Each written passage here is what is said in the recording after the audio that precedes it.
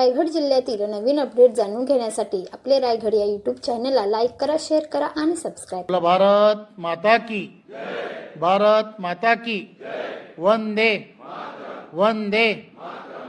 खरं तर देशाचे पंतप्रधान नरेंद्र मोदीजी यांच्या नेतृत्वामध्ये त्यांनी राष्ट्र परमवैभवाच्या दिशेने घेऊन जात असताना भारत माता की जय हा जो ही जी घोषणा आहे की हा मंत्र आहे, हा मंत्र जेव्हा जेव्हा कोणीतरी एखादं छोटं बाळ की जे नुकतं जन्माला आलंय, जे आई आणि बाबा असं म्हणायला सुरुवात करत आहे, त्याच्या कानावरती सुद्धा जेव्हा भारत माता की असा जेव्हा शब्द येईल तेव्हा त्यांनी सुद्धा दोन्ही हात उंच करून जय म्हटलं पाहिजे. ही भावना आदरणीय पंतप्रधान नरेंद्र मोदीजी यांनी या पूर्णच्या पूर्ण 12 वर्षामध्ये तयार करण्याचं काम केलंय.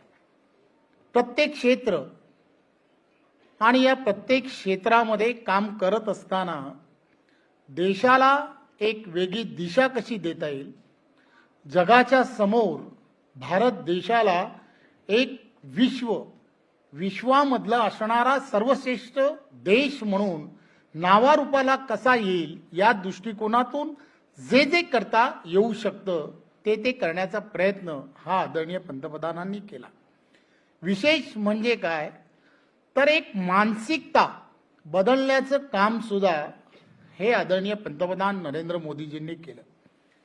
प्रत्येक व्यक्तीला असं वाटत होतं की येणारा काळ हा आपण आणि आपल्या देशातील असणारा प्रत्येक जण हा कशा पद्धतीने विचार करतोय आणि एक संपूर्ण देशभरामध्ये भ्रष्टाचाराच्या विरोधात एक जन आंदोलन उभं केलं.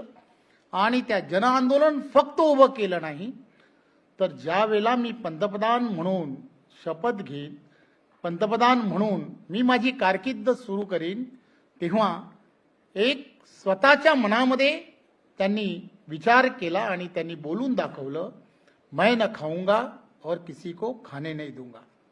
पारदर्शकपणे कारभार हा यानंतरच्या काळामध्ये देशामध्ये होईल याची त्यांनी पूर्ण दखल घेतली. आणि पार्लमेंट टू पंचायत या सगळ्या व्यवस्था बदलता कशा येतील आणि म्हणून डिजिटल इंडियाच्या माध्यमातून हा सर्व विषय हा त्यांनी हाताळायला सुरुवात केली. कळत नकळत तुम्ही आम्ही सर्वजण पाहतोय की गेली वर्षानुवर्ष 12 वर्षामध्ये या सर्व गोष्टींमुळे आपण पाहिलं असेल कोट्यावधी रुपयांचं असणारं जे आपल्याला जो फायदा होतोय किंवा आपल्याला सर्वांना शेवटच्या व्यक्तीपर्यंत सरकार आणि सरकारच्या योजना गेल्यामुळे मोठ्या प्रमाणामध्ये हा शेवटच्या व्यक्तीला फायदा होतोय. एवढ्यावरच नाही परंतु सर्व माणसांना जनजागृतीच्या रूपाने, मग ते तुम्ही आम्ही सर्वजण आपल्या घरामध्ये पाहतो, स्वच्छ भारत मिशन असेल, तुम्ही आम्ही सर्वांच्या असणाऱ्या एवढ्या वर्षाच्या असणाऱ्या सवयी, परंतु आता घरातील असणारं लहान लहान मूल सुद्धा आपण पाहतो तो आम्हाला सांगायला लागलाय की तुम्ही इथे कचरा टाकू नका. ही मानसिकता जी बदलली आहे, ही बदललेली मानसिकता आदरणीय देशाचे पंतप्रधान नरेंद्र मोदीजी यांच्या स्वतःच्या असणाऱ्या वागणुकीमुळे, आचरणामुळे हा जो बदल आहे तो बदल मोठ्या प्रमाणात झालाय. पूर्वी तुम्ही आम्ही सर्वांनी पाहिलं असेल की अनेकांनी अनेक गोष्टींची सातत्याने प्रत्येक जाहीरनाम्यामध्ये वेगवेगळ्या पद्धतीने प्रत्येकाने आमिषी दाखवण्याचा प्रयत्न केला, परंतु देशाचे पंतप्रधानांनी एक वेगळ्या पद्धतीने लोकांना आव्हान केलं की येणाऱ्या काळामध्ये जर तुमची परिस्थिती जर चांगली असेल तर तुम्हाला मिळणारा लाभ जो आहे तो लाभ सोडून द्या. आणि आपण पाहिलं असेल की LPG सारख्या अशा असणाऱ्या जेवढे असणारे लाभार्थी त्यामध्ये होते, गॅसमधले असणारे लाभार्थी गिव्ही टपच्या माध्यमातून लोकांनी नाही करोडो लोकांनी स्वतःचे असणारे मिळणारा लाभ जो आहे तो लाभ सोडण्याचं काम केलं. ही जी मानसिकता बदलण्याचं काम, देशाला एक दिशा देण्याचं काम हे सातत्याने देवेंद्र फडणवीसजी असतील किंवा आदरणीय पंतप्रधान नरेंद्र मोदीजी यांच्या नेतृत्वातलं सरकार हे सातत्याने करत आहे. वेगवेगळ्या पद्धतीने काम केलंय आणि हे काम जर आपल्याला सामान्य लोकांपर्यंत पोहोचवलं पाहिजे, राष्ट्र निर्माणाची असणारी ही प्रक्रिया की जी सातत्याने सुरू आहे ही लोकांपर्यंत पोहोचवणं अत्यंत गरजेचं आहे. हे फार गरजेचं काम करणं गरजेचं आहे. फक्त जमिनीवरतीच नाही तर अवकाशात सुद्धा ज्या पद्धतीने त्यांनी एक वेगळ्या पद्धतीने पाऊल उचललं, सरकारच्या असणाऱ्या त्यामधली असणारी मोनोपॉली ही त्यांनी काढली आणि त्यामध्ये सुद्धा खाजगी पद्धतीने आपल्याला काम करता येऊ शकतं. आणि आज आपण पाहतो की अवकाशामध्ये सुद्धा आपल्या देशाला एक वेगळ्या पद्धतीने एक वेगळा प्लॅटफॉर्म तयार करून आज जगामध्ये इतर देशांपेक्षा आपण पुढे मोठे व्हायला लागलोय हे आपण सर्वजण पाहतो. त्यामुळे देशाच्या पंतप्रधानांनी या 12 वर्षामध्ये वेगवेगळ्या पद्धतीने देशाला परमवैभवाच्या दिशेने घेऊन जाण्याचं काम केलंय याची आपणा सर्वांना कल्पना आहे. परंतु हा सर्व एखादी गोष्ट मग त्यामध्ये महाराष्ट्र प्रदेश भारतीय जनता पार्टीच्या आम्ही सर्वांनी या सर्व गोष्टींमध्ये असा विचार केला की आपण यामधले असणारे फक्त 12 विषय की 12 विषय घेऊन आपल्याला एक चांगलं असं संग्रही असं कॉपी-टेबल बुक तयार करता येऊ शकतं का. आणि हे कॉपी-टेबल बुक की ज्या बुकमध्ये एक वेगळ्या पद्धतीने आपल्याला या संपूर्ण गेलं युपीएचं सरकार आणि या सरकारने त्यावेळेच्या काळामध्ये घेतलेला निर्णय असेल, त्यावेळीची त्यांची असणारी परिस्थिती आणि आज राष्ट्र निर्माणाच्या या 12 वर्षामध्ये आताची असणारी काय परिस्थिती एका ओळीमध्ये आपल्याला ते मांडता येऊ शकतं का याचा कुठेतरी विचार करणं हे गरजेचं. आणि आज आपण पाहत असाल या सभागृहामध्ये मी खरं तर आपल्या सर्वांचं खूप खूप आभार यासाठी म्हणेन की मी आणि आम्ही सर्वांनी प्रयत्न करून असा विचार केला देवेंद्रजी की आपण फक्त माध्यमातील असणारे म्हणजे जे वेगळ्या पद्धतीने समाजामध्ये एक आपण ज्याला म्हणतो लोकशाहीचा चौथा स्तंभ म्हणून आपल्याला सर्वांना ओळखलं जातं, अशाच मंडळींना सगळ्यांना आपण या पूर्ण कार्यक्रमाला जर बोलवलं आणि यांना आपण ही जी आज जे कॉपी-टेबल बुक जे आहे ते बुक ज्याचं आज आपल्या हस्ते प्रकाशन होणार आहे, या प्रकाशनाची एक प्रत देऊन त्याचा प्रचार आणि प्रसार आपण सर्वांच्या माध्यमातून जर करता आला तर नक्कीच जे तुम्हाला आम्हाला आणि देशातील 140 कोटी जनतेला येणाऱ्या काळात आणि पुढच्या भविष्यातील असणाऱ्या तरुणांना जे अपेक्षित आहे ते तुम्ही आणि आम्ही सर्वजण साध्य करू शकतो. आपण सर्वजण या कार्यक्रमाच्या निमित्ताने आपला अमूल्य वेळ की जो आपण सर्वांनी या कार्यक्रमाला दिला त्याबद्दल मी आपणा सर्वांचं मनपूर्वक धन्यवाद देतो. जय हिंद, जय महाराष्ट्र. आज या राष्ट्र निर्माणाची तपपूर्ती देशाचे लाडके पंतप्रधान आदरणीय श्री नरेंद्र मोदीजी 26 मे 2026 रोजी पंतप्रधान पदाच्या कारकिर्दीची 12 वर्षे पूर्ण करत आहेत. आजच्या या राष्ट्र निर्माणाची तपपूर्ती विशेष संग्राह्य अंक प्रकाशन सोहळ्याला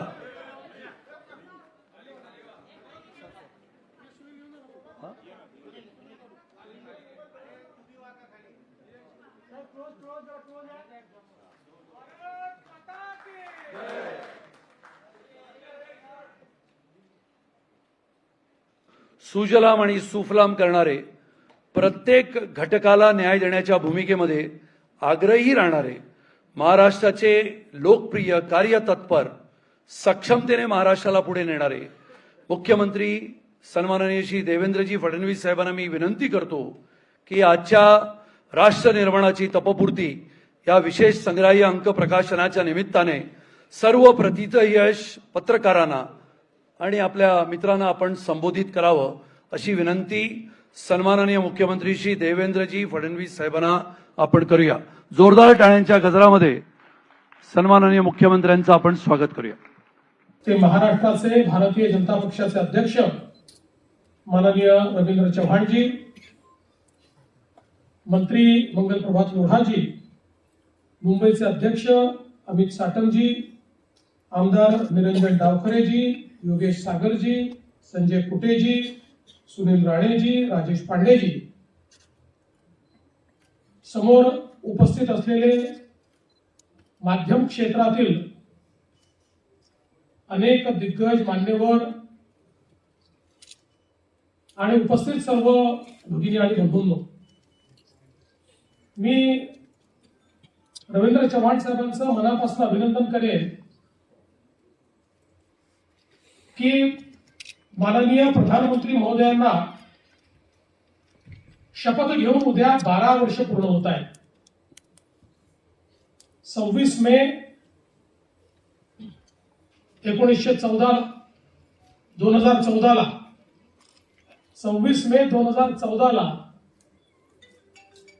जो आवाज आपण सर्वांनी ऐकला, मैं नरेंद्र दामोदर दास मोदी, तो आवाज आजही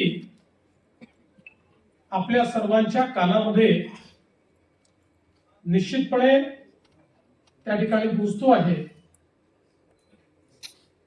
आणि ही 12 वर्ष अक्षरशः थक्क करणारी अशा प्रकारची 12 वर्षे. एखाद्या देशाची शक्ती, एखाद्या देशाचा स्वाभिमान आणि आत्माभिमान कशा पद्धतीनं जागृत करून एक मोठं परिवर्तन घडवलं जाऊ शकतं, हे गेल्या 12 वर्षामध्ये मोदीजींनी दाखवून दिलंय. जो देश एखाद्या याचकाच्या भूमिकेमध्ये, कधी एखाद्या बिचाऱ्या भूमिकेमध्ये आपल्याला पाहायला मिळाला, आज तो देश आत्मनिर्भर भारत अशा पद्धतीनं जगाच्या पाठीवर स्वाभिमानाने उभा असलेला गेल्या 12 वर्षाच्या या कार्यकाळात आपल्याला पाहायला मिळतोय. खरं म्हणजे 12 वर्षात मोदीजींनी वेगवेगळ्या क्षेत्रात केलेलं कार्य हे एका कॉफी टेबल बुक मध्ये मांडणं देखील अत्यंत कठीण आहे. आणि त्याबद्दल एखाद्या भाषणामध्ये बोलणं हे तर त्याहीपेक्षा कठीण आहे.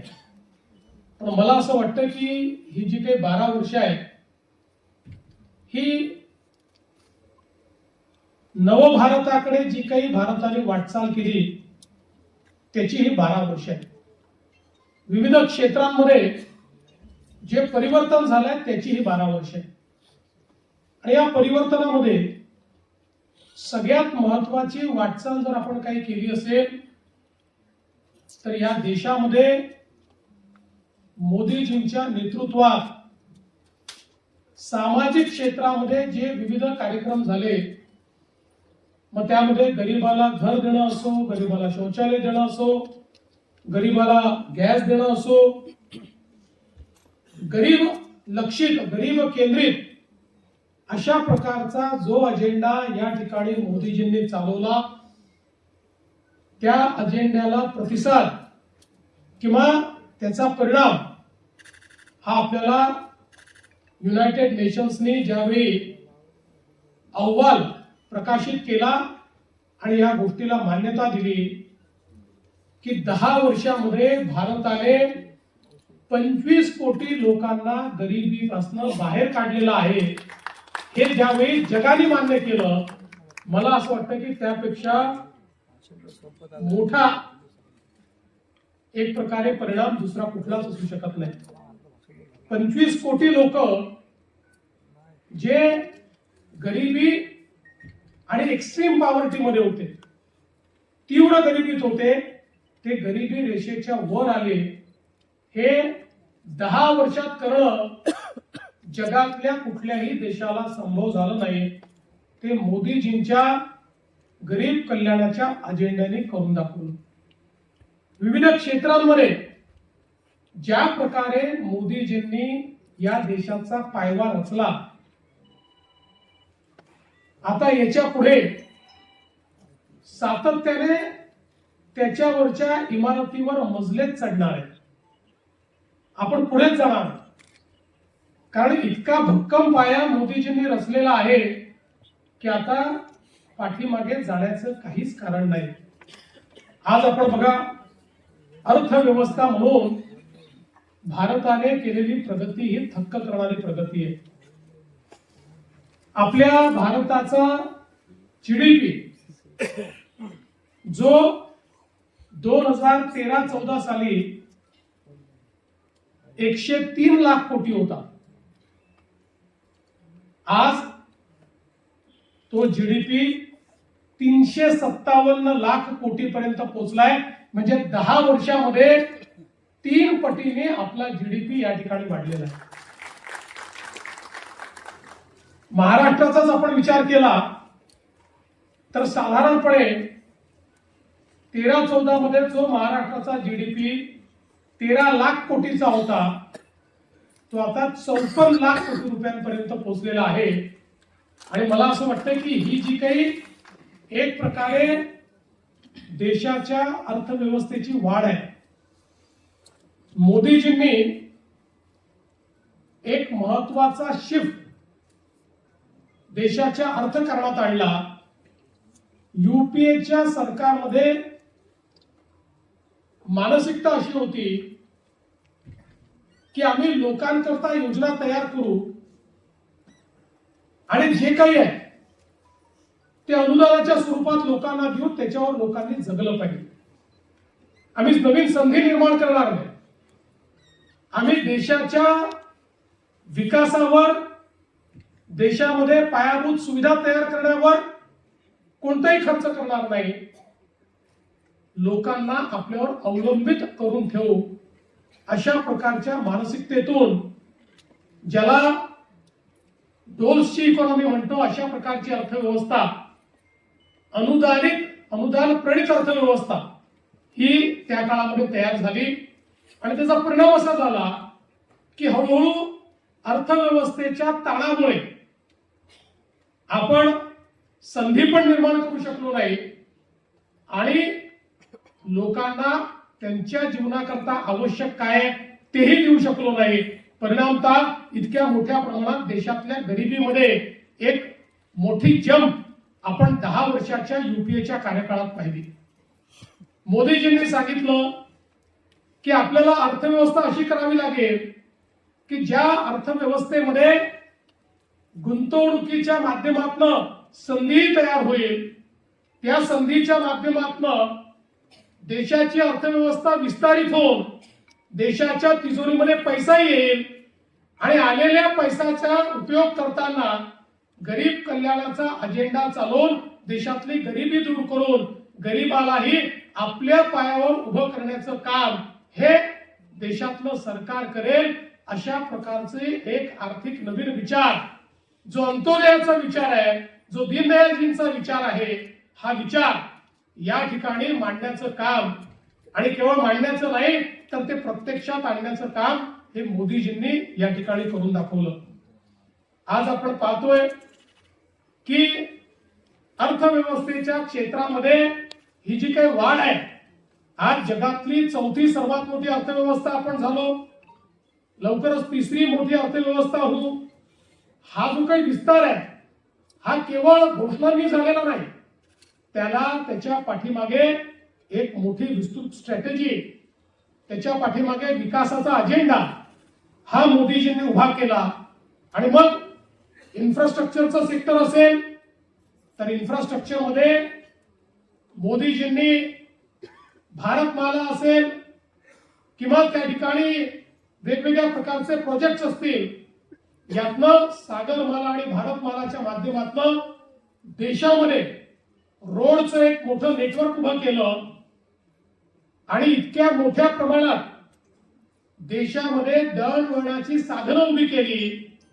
रोड्स आणि ब्रिजेस आणि टनेल्स याच्या माध्यमातून एक इन्फ्रास्ट्रक्चरचा इतका मोठा कार्यक्रम आपल्या देशाने हातात घेतला आणि गतिशक्ती प्लॅटफॉर्मच्या माध्यमातून देशामध्ये लॉजिस्टिकची कॉस्ट कशी कमी करता येईल हा पहिला प्रयत्न त्यांनी हातामध्ये घेतला. आपल्याला जर विकसित अर्थव्यवस्थेकडे जायचं असेल तर लॉजिस्टिकची कॉस्ट या देशामध्ये 16% होती ती 8% आल्याशिवाय आपण जगातल्या देशांची स्पर्धा करू शकत नाही. आणि म्हणून रोड, पोर्ट, एअरपोर्ट, रेल्वे या सगळ्या इन्फ्रास्ट्रक्चरमध्ये गुणात्मक आणि संख्यात्मक बदल आणण्याचं काम हे मोदीजींनी करून दाखवलं. आणि आज आपण पाहतोय आता 16%वरनं आपण 11% आलो. हळूहळू 8%वर ज्यावेळेस आपण जाऊ त्यावेळी जगाच्या सप्लाय चेन मध्ये एक महत्वाची भूमिका हा भारत या ठिकाणी निभवेल.